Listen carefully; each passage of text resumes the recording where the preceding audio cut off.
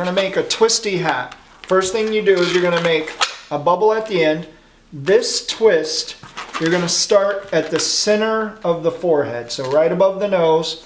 You're going to measure halfway around. What you don't want to do is pull this super tight, and you don't want it super loose. So you want it on the head at a comfortable setting where it's not too tight or loose.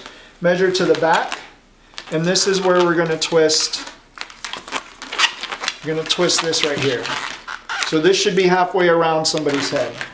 You're going to take a second balloon, fully inflated, and you're going to twist this here into this part.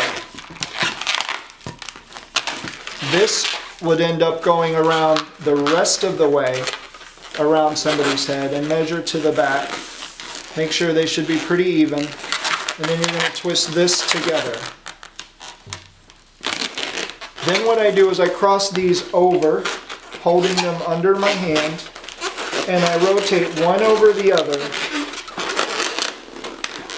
I usually use my body at this point to hold the one as it's coming over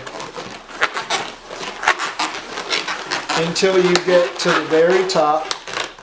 Then you're going to lock them in place. And this is what your twisty hat should look like. When you set it on somebody's head, it's going to be one in the front, one in the back.